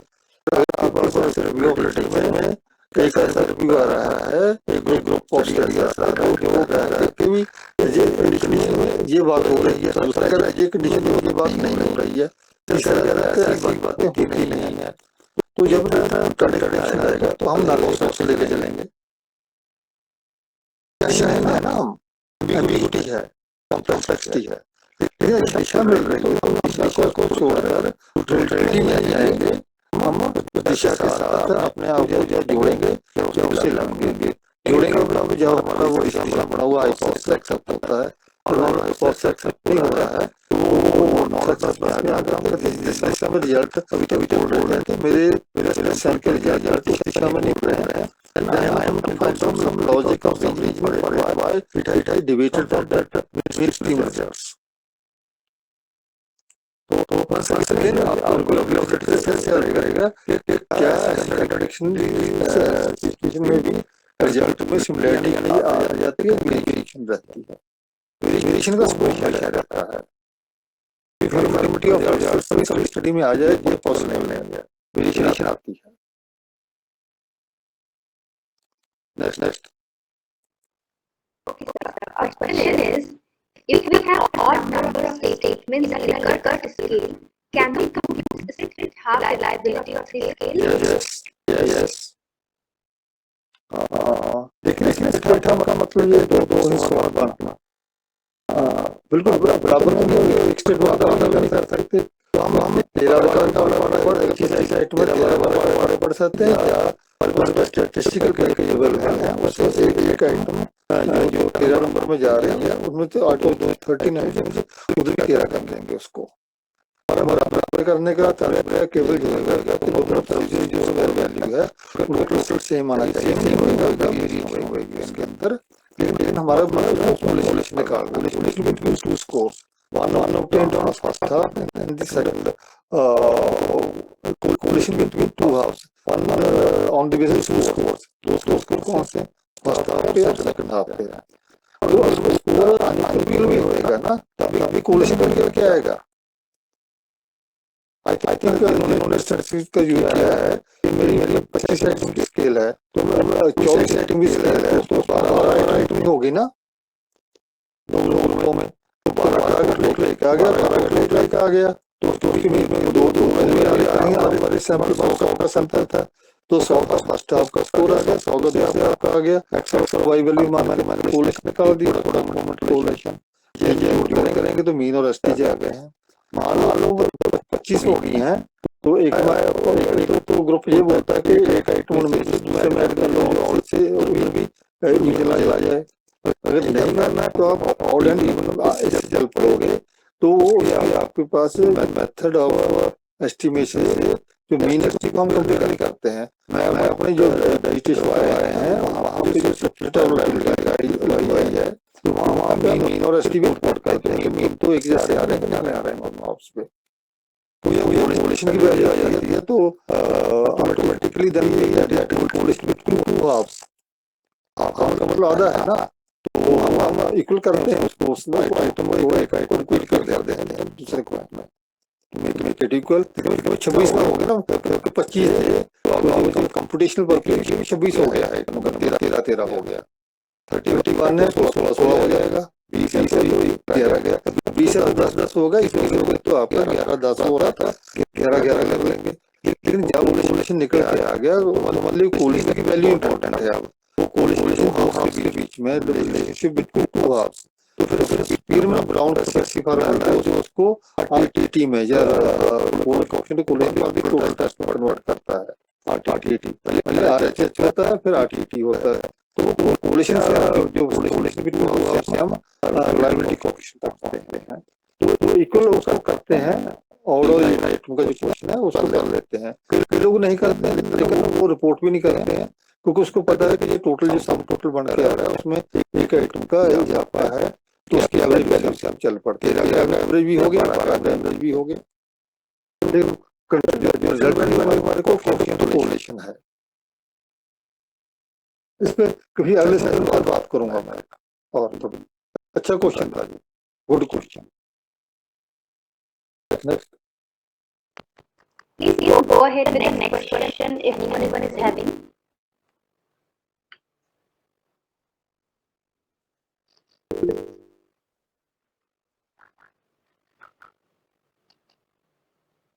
Anyone else? सर मेरा एक क्वेश्चन है। आपने बोला था कि अगर हमारा पॉपुलेशन डिफाइन है तो पॉपुलेशन को अगर हम डिफाइन कर ले रहे हैं तो हम प्रोबेबिलिटी सैम्पलिंग यूज करेंगे, और अगर पॉपुलेशन को डिफाइन नहीं कर पा रहे हैं तो नॉन प्रोबेबिलिटी सैम्पलिंग। सर हम ये डिसाइड कैसे करेंगे कि मतलब हमारा पॉपुलेशन डेफिनेट है? जैसे हम कहते हैं सेकेंडरी स्कूल स्टूडेंट्स डिफाइंड है ना। हेलो जी जी मैं आपको सवाल कर रहा हूँ कि सेकेंडरी स्कूल स्टूडेंट्स कह दिया पंजाब, हरियाणा, उत्तर प्रदेश, उत्तराखंड है और चंडीगढ़ डिफाइंड है ना, टोटल अवेलेबल है ना। स्कूल एजुकेशन बोर्ड की बात जाए, डायरेक्टर ऑफ एजुकेशन, सारे स्टूडेंट एनरोल्ड है ना हमारे पास। सर हमारे पास एग्जैक्ट डेटा नहीं होता है कि नहीं बिल्कुल है। एक स्कूल में विद्यार्थी 35 है कि 36 है, वो टोटल आंकड़ा अवेलेबल है। जो स्कूल एजुकेशन का डाटा हर एक विद्यार्थी की गिनती हुई है। जो पहले हमारे पास नूपा की थी एनसीईआरटी की, अब नूपा के पास है। हर एक नूपा की साइट पे जाएंगे तो अब हर जिले के हर स्कूल के आंकड़े मिलेंगे। वो आंकड़े निश्चित पॉपुलेशन को दर्शाते हैं। एक कॉन्स्टिट्यूएंसी जैसे हमारे इलेक्शन है ना, दूसरी एग्जाम्पल आपके पास कोई भी कॉन्स्टिट्यूएंसी हमारे लोकसभा के इलेक्शन होंगे, हर एक कॉन्स्टिट्यूएंसी की टोटल इलेक्टोरेट है ना। जी हेलो हेलो जी सर टोटल इलेक्टोरेट है ना, 10,05,552 है ना जो गिनती। उसमें उन्होंने डेडलाइन दे रखे हैं एज ऑन द स्टेट। जब भी आपके जो रिवाइज होते हैं ना छूट सकते हैं, लेकिन by and large almost more than 99% वो पॉपुलेशन कवर हुई होती है। तो इलेक्शन के बाद फिर झगड़ा नहीं होता कि लोगों के वोट काट दिए जी, लोगों ने कहीं कर दिया जी। मोटे रूप में पॉपुलेशन डिफाइंड है। सेंसस ऑफ इंडिया पूरे हिंदुस्तान की पॉपुलेशन की गिनती कर रखी है ना। जी और आपके हर शहर में, हर यूनिवर्सिटी में आपको पॉपुलेशन क्लॉक लगे हुए हैं। Population department population research centre बने हुए हैं हर यूनिवर्सिटी के अंदर। पॉपुलेशन क्लॉक लगा हुआ जो बता रहा है हमारी पॉपुलेशन हमारे 1,43 और कितना दिख रही है पॉपुलेशन, उसमें दिख रही है ना। उसमें मेल भी दिख रहा है, फीमेल भी दिख रहा है, रूरल एंड अर्बन भी है। बहुत जगह पॉपुलेशन डिफाइंड है। मेरे को कैसे पहुंचना है ये मेरा एक सवाल है, वो हमारे पॉपुलेशन है हमारे पास। नंबर 1। अब दूसरा आंसर ये है कि जो सवाल है कि जहाँ पे पॉपुलेशन नहीं है, दो एग्जाम्पल हमने करी, डेलिंक्वेंट चाइल्ड, कहते हैं कदाचारी बच्चे, यस सर। नहीं डिफाइंड, वो रिपोर्टेड केस हैं जो हमारे को पकड़े जाते हैं, पकड़े गए ना इंडिविजुअल एक्ट में, वो रिपोर्टेड केस हैं, वो पॉपुलेशन डिफाइंड नहीं है। गिफ्टेड स्टूडेंट्स, उनका आंकड़ा निश्चित नहीं है, क्योंकि गिफ्टेड की परिभाषा ही निश्चित नहीं है। अब गिफ्टेड कह दिया ना, हमने इंटेलिजेंस का टेस्ट लगा दिया, गिफ्टेड कह दिया, जो इंटेलिजेंस टेस्ट पे इतना स्कोर करेगा वो गिफ्टेड है, कम होगा वो नॉन गिफ्टेड है। तो गिफ्टेड की संख्या निश्चित नहीं हो सकती, मान सकते। हाई अचीवर कह दिया हमने, हाई अचीवर को डिफाइन करना मुश्किल है, ट्रूएंट और नॉन ट्रूएंट है। आगे ना ये जहाँ पॉपुलेशन को जब हम डिफाइन करते, पॉपुलेशन को डिफाइन करना भी एक अपने आप में पूरा एक क्या बोलते हैं, ज्ञान है जी। हाँ, लेकिन ये हम बिल्कुल नहीं कर सकते, ये पॉपुलेशन डिफाइन नहीं हो सकती। बहुत सी population define, school population, college population, जो नूपा है हमारी नेशनल इंस्टीट्यूट ऑफ नीपा, अब तो नीपा नूपा में उलझ जाते हैं हम, national institute of education registration, उसमें हर स्कूल का आंकड़ा है, गिनती है। साल पहले अपडेट होता था, अब आए साल अपडेट होता है। एरर होगी, देखिए ना, दूसरा डाटा हायर एजुकेशन में आईसीए करते हैं, all India survey of higher education, हर एक इंस्टीट्यूशन का वहां पे रजिस्ट्रेशन है, हर एक स्टूडेंट की एनरोलमेंट फिगर पड़ी है। हाइडेंसी होगा थोड़ा बहुत, आपको सुनने लगे थे। हाँ सर, मैं ये कह रहा था कि अगर पॉपुलेशन डिफाइन नहीं कर पा रहे हैं तो हम जो हमारी जो फाइंडिंग होगी स्टडी की, हम उसको क्या जनरलाइज कर पाएंगे? जनरलाइजेशन करना नहीं, जनरलाइज करने में एरर ज्यादा होगी। हाँ सर, एस्टिमेशन थोड़ी है ना। हाँ, एरर की प्रोबेबिलिटी ज्यादा बढ़ गई ना उसके अंदर, we can not be that sure. लेकिन कहीं ना आपकी जैसे अभी एस्टिमेशन थ्योरी है ना, प्रोडक्शन कैसे, कितने गेहूं हो गया, तो मौसम की तब्दीली आ गई।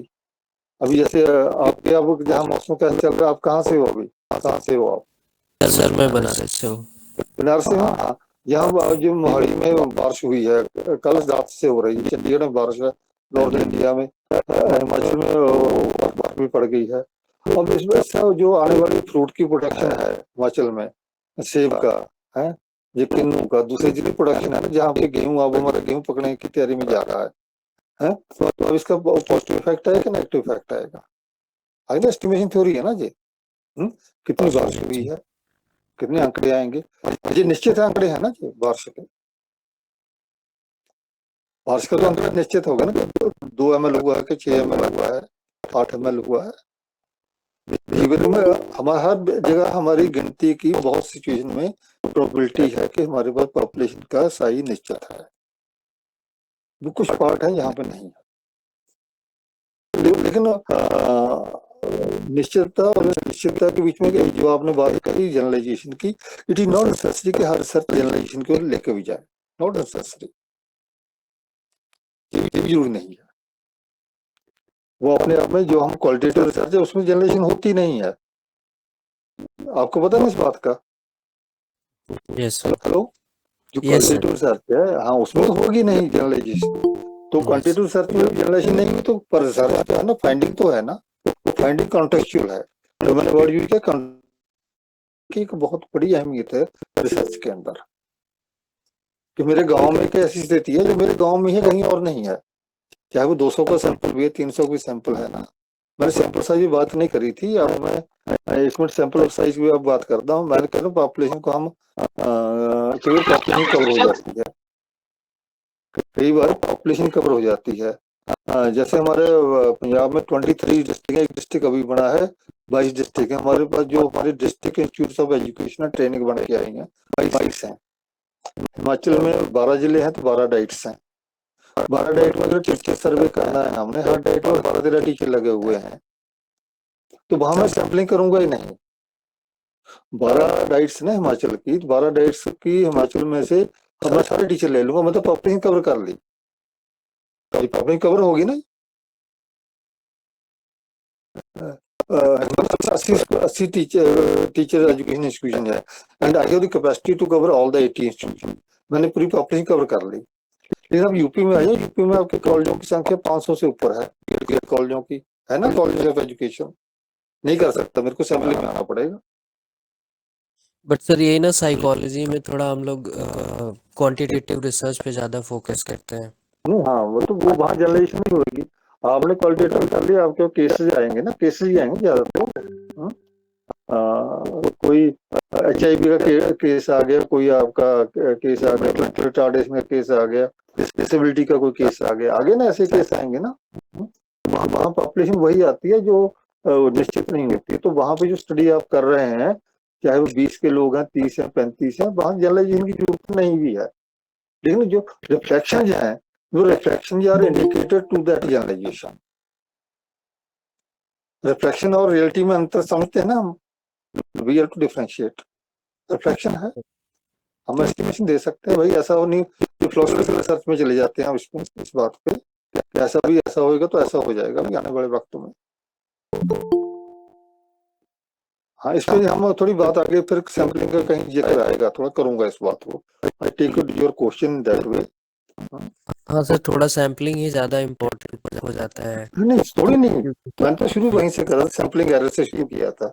जी अब आप समझे तो मैंने क्यों करा था वहां से, जी एरर इन जी। सैम्पलिंग। हाँ, वो उसको पार्ट में कवर करूंगा thank you sir, thank you sir. Definitely. ये आपने अच्छा सजेशन दिया। और इफ यू रिमेंबर, मैंने सैम्पलिंग एरर में 2 बातें करी थी, एक सैम्पलिंग एरर है, एक नॉन सैम्पलिंग एरर है। और मैं इनको टीम को आपके हमारी प्रोफेसर कॉल की बुक का मैंने एक टाइटल दिया भी इनको, वो फिगर उसी में ड्राइंग में है कि हम कितनी प्रकार की एरर करते हैं रिसर्च में, और हमारा जो रिसर्च कितना फुल ऑफ एरर हो सकता है। तो how we can minimise, that is the question, जहां से मैंने शुरू। तो आपका अच्छा क्वेश्चन है, this means you are good. ये एस्टिमेशन है मेरा, देखो आपके ये क्वेश्चन है, ये तीनों क्वेश्चन है, तीनों ही अच्छे क्वेश्चन है। दिस मींस आप लोगों ने मेरी जो बात कही गई है उसको आपने सुना है और उसके ऊपर अपना एक प्रतिक्रिया दी है। This means you are responding. जो ओमेगा कोएफिशिएंट का किसने सवाल करा है, I tell you very honestly, omega का मेरे को पिछले 9 साल पहले पता लगा। पहले पता ही नहीं था, बहुत पुराना लोग यूज कर रहे हैं, अभी पता लगा।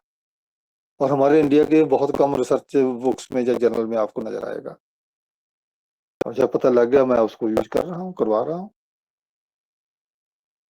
क्रॉनबेक अल्फा 20 साल पहले हमारे इंडिया की किसी उसमें जिक्र में आ रहा था, लेकिन वो क्रॉनबेक अल्फा टी टेस्ट के बराबर का ही आया हुआ है, 50 का है। तो इसलिए जब हमारे को ज्ञान की कोई सीमाएं नहीं है, जहाँ मेरे को पहुंच होगी मैं उसको शेयरिंग में लेके आऊंगा।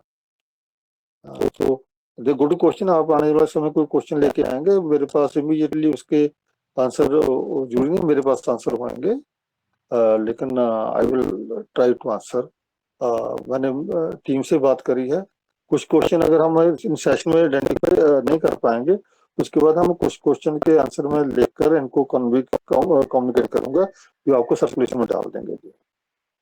पोस्ट लेक्चर सीरीज जो एक्टिविटी होगी ना। Sir, namaste. I want to ask something. Yes, please. Sir, it's a very common question कि जो हमारी PhD के रिसर्च होते हैं और जो हमारे आर्टिकल के रिसर्च होते हैं, दोनों डिफरेंट होते हैं, तो उनके मिनिमम सैंपल साइजेस क्या होने चाहिए? बहुत ही कॉमन क्वेश्चन है सर। नहीं, सुनो, ये आपका टेक्निकल क्वेश्चन है, बहुत ही संजीदा क्वेश्चन है। मैंने बात की थी कि सैंपल साइज पे मैं अभी बात नहीं करूंगा। अभी बात उठ के सैंपल साइज नहीं, मैं अब आपका थोड़ा आंसर दूंगा। Mathematically we have 2 formulations. Mathematically we have 2 formulation with us, जो जहां से हम सैंपल साइज को निश्चित करते हैं। Okay okay sir. और अगर हम प्रोबेबिलिटी बेस्ड सैंपलिंग में ही करते हैं, तो I will share one document में नोट कर रहा हूँ। कोहेन का बुक है हमारे पास, एक एजुकेशनल रिसर्च की बुक है कोहेन की, बहुत जगह है बुक वो अवेलेबल ना। वो टेबल और भी मेरे पास जो अवेलेबल टेबल है, उसमें एक टेबल है दे रखा कि आपका पॉपुलेशन, अगर पॉपुलेशन साइज इतना है, आपकी एरर का स्कोप इतना हो रखना चाहती है और कॉन्फिडेंस इतना रखना चाहते हो, तो कितना होना चाहिए। We will share it by the हाँ हाँ, बहुत अच्छा क्वेश्चन है आपका, and is very relevant question. Sample size कितना होना चाहिए, इंटरेस्टिंग है। आप कितना रखना चाहोगे ये बताओ। सर मेरा जो थीसिस है, मैंने पीएचडी कर रखा है ओके, बहुत और बढ़िया। कितना रखा? अभी मैं गेस्ट फैकल्टी में वर्किंग भी हूँ। तो मेरा बहुत जो बढ़िया। वर्क है वो गर्ल चाइल्ड प्रोस्टिट्यूशन के मेंटल हेल्थ से रिलेटेड है मेरा ओके थीसिस। Okay okay. हाँ तो उसमें मैंने 500 सैंपल्स रखे हैं जो कि ओरिजिनल सैंपल्स हैं। नहीं, हाँ, तो how did you arrive at this 500 number 500? because sir, earlier I was working as a counselor in a shelter home. हाँ हाँ हाँ हाँ, ये कोटा सैंपल में आया या जजमेंटल में आया?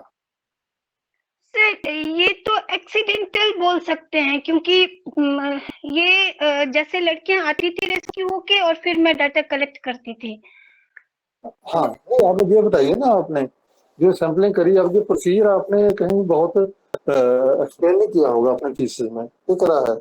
नहीं नहीं सर, ये बहुत कॉन्फिडेंशियल था, तो आइडेंटिटी डिस्क्लोज करना नहीं था, तो हमने उसे बस जैसे बच्चा रेस्क्यू।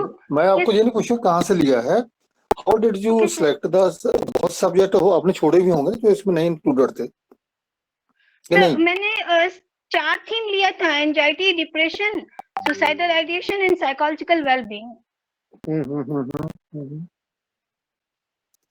नहीं, हाँ, बट मेरे आपका मन जो में ये सवाल हमेशा से रहा है कि अगर मैं रिसर्च पेपर लिखूंगी तो उसके sample sizes, standard sample sizes क्या होने चाहिए, और एक रिसर्च की थीसिस अगर लिखी जाएगी तो उसमें स्टैंडर्ड सैंपल साइज क्या होने चाहिए। ठीक है जी, हम इसको, मैं अपने पूरे सैंपल साइज के ऊपर एक आपको एक आधे घंटे का सेशन शेयर करूंगा, ठीक हो गया ना?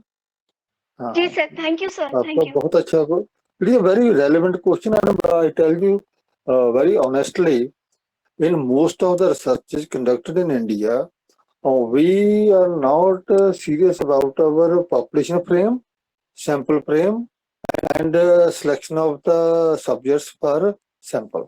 We are not. हमारी बहुत बड़ी ये भूल है सैम्पलिंग की, सर वी erroneous आर है वेटिंग मतलब। For that class. हाँ नहीं, I will take care of this thing. Thank you Oh, sir, and thank you. remember one thing, there are two formulations, mathematical formulations.